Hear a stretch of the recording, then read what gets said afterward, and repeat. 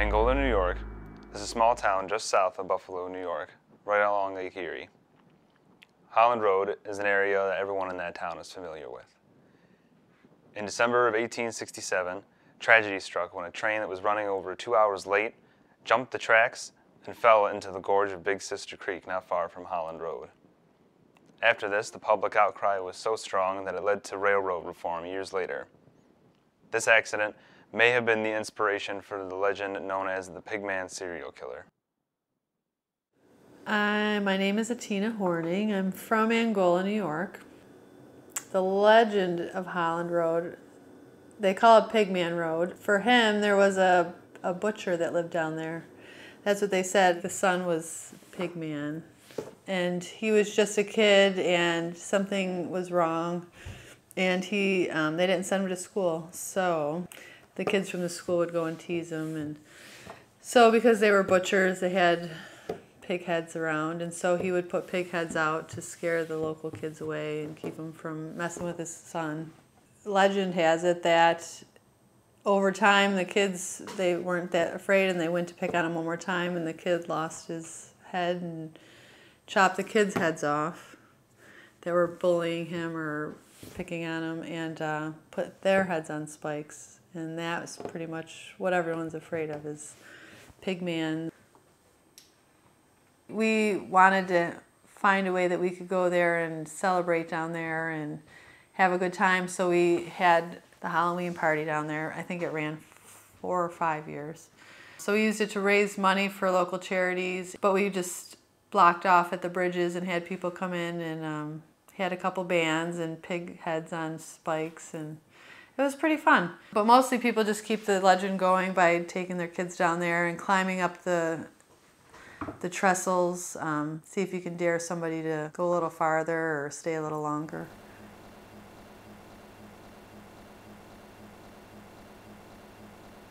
My name is John Irwin. I'm 22 years old and I'm from Gowanda, New York.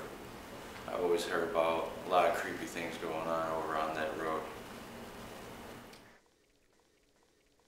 Right underneath the bridge, first bridge we get to, we're supposed to stop and everything. Nothing happened, but when we got to the second bridge where there's supposed to be a train or something, like go past and you can hear like the horn and everything, but my buddy had a bright idea to roll all the windows down, and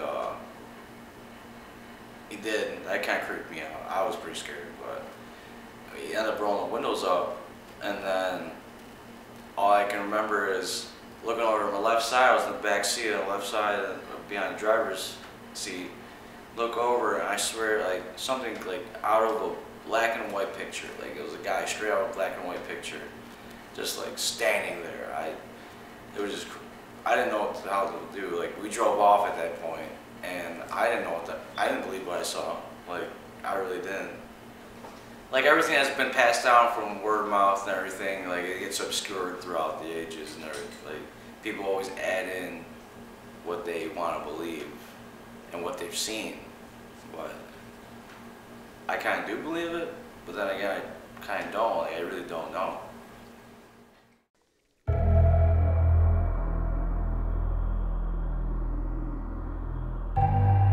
In 1912, the White Plague, otherwise known as tuberculosis, ran rampant through the city of Buffalo.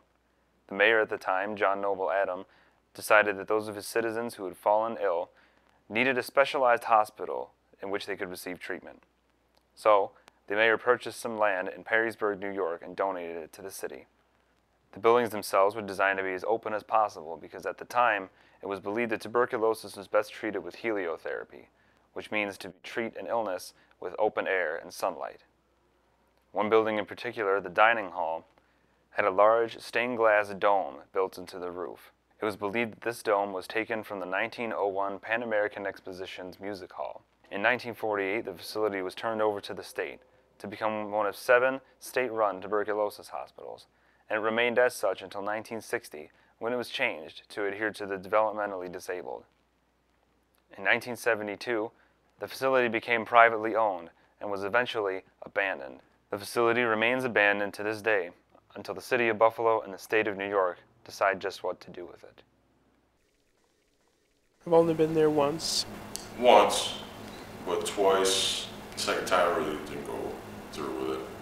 Summer of 2015. Oh, it was beautiful. It was beautiful weather. You know, it was probably summertime. It was definitely summertime. We were there from 1 a.m. till about 4 a.m. Probably around midnight or after. I really did not want to go. I was scared out of my mind. I was like, you guys are going to go there and we're going to be haunted and bad things are going to happen to us and it's just not a good idea. Like, everyone else has been there. I've always heard stories of everyone else going there, and I want to experience my own, you know? I'm like, we're going to get caught, you know, it's trespassing, I'm not trying to get arrested. I was really like the voice of reason, but I was extremely outnumbered. And I did not want to be the pussy that wasn't going to go. So I sucked it up and I basically like held my breath on the car right there. My stomach was turning, and when we got there, I did feel like a slight thrill. I'm not really religious or anything or spiritual, but you definitely feel vibes when you get there, and that definitely changes the course of things. We went around the fenced area, and we found a hole in the fence that everyone always goes through. The first building that you get to is actually like an administration building, I believe. Paperwork was everywhere, all strewn across the floor. There was several like postings like on a bulletin board that were still hanging, descriptions of patients and photographs. Oh yeah, a lot of documents, a lot of things. But for the most part, it was pretty vacant. You could tell that nobody had been there in a long time. It was just scary to see and shocking to see, you know, people's documents, things about their medical, you know, history and their photographs just laying there, like no respect for their, you know, their privacy or their identity, regardless of whether they were deceased or not. I remember it was just records of people. And like, I remember picking it up with a couple of my friends, and they're like, oh dude, this is fucked up. Like, this is really crazy. Like, I was not trying to take anything, touch anything.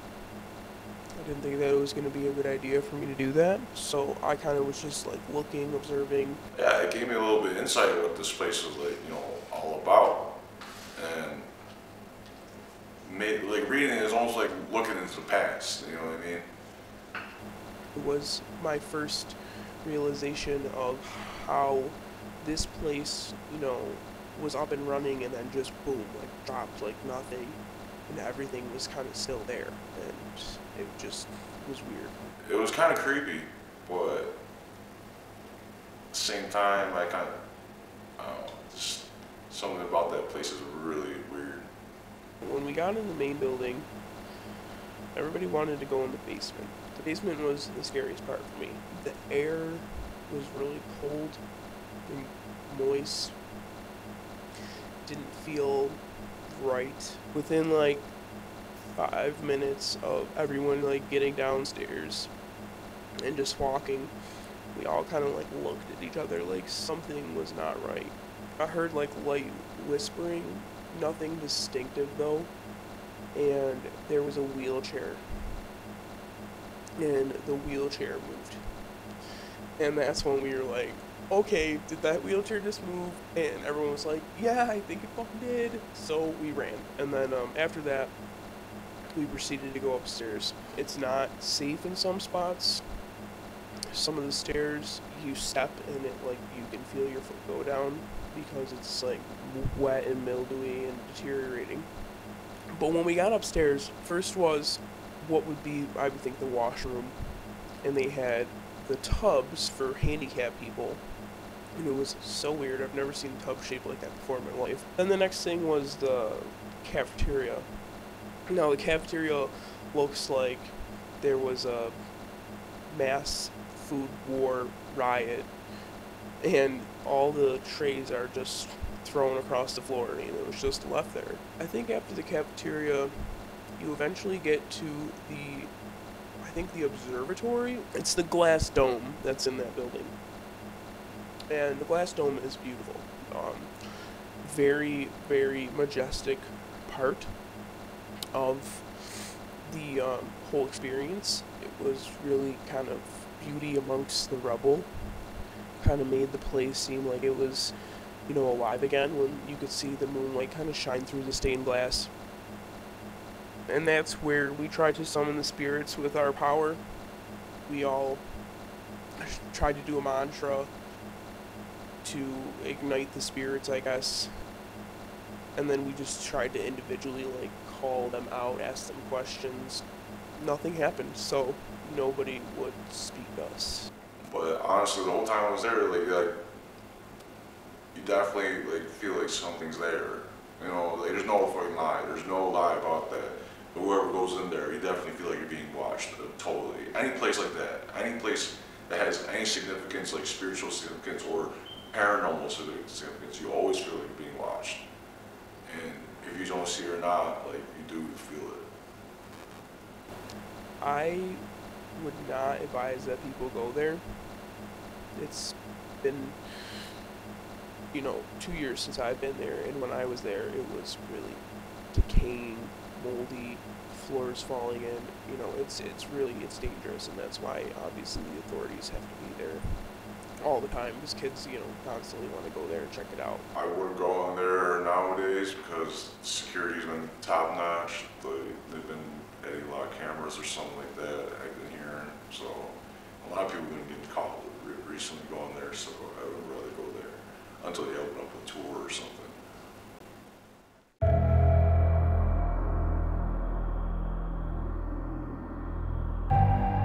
Port Henry is a small lakeside town located on the western shore of Lake Champlain in Adirondack National Park. With a population of just around 1,200, the town relies heavily on tourism to keep the local economy afloat. However, the town's main attraction and local mascot is a monster named Champ.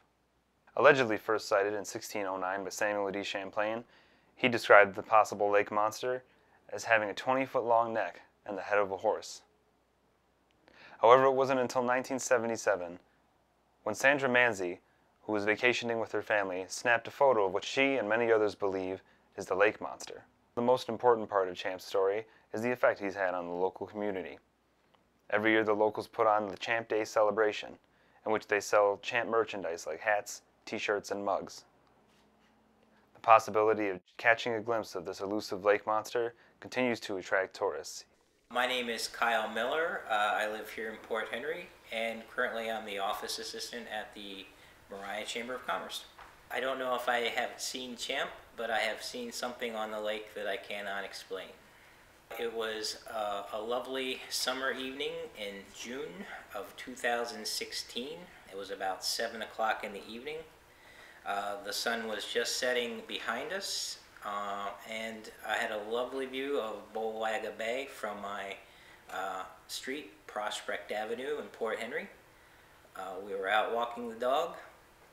The lake was as still as a mirror, and over by Bulwaga Bay there was a stationary black object about the size of an outboard motorboat.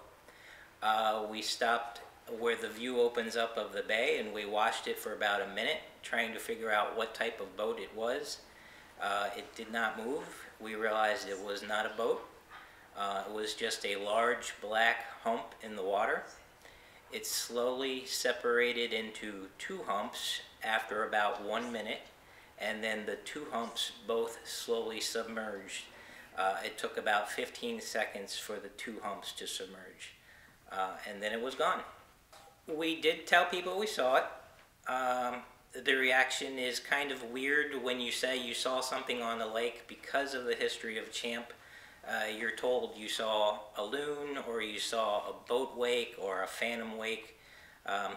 Wakes can be deceiving, especially when you look down the length of a wake. It'll look like a stationary object, but this was huge. There were no boats on the lake. It was just way too big to be a boat wake. But it's always interesting. People will tell you things that you didn't see.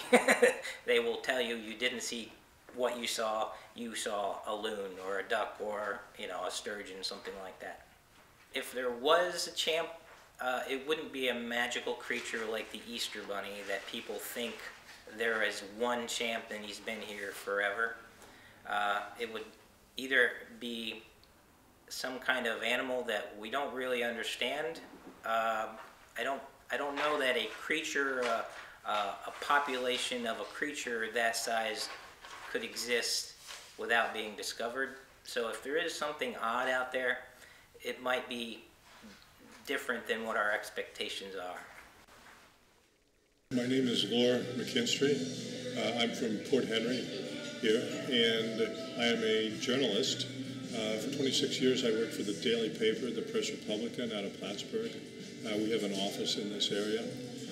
Last year I changed to work for the daily paper, The Sun, which covers basically the same area that I covered before, which is southern Essex County.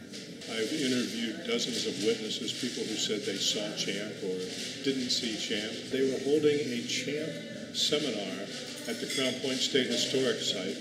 At that time there was a guy looking for Champ named Joe Zarzinski, who has since given up.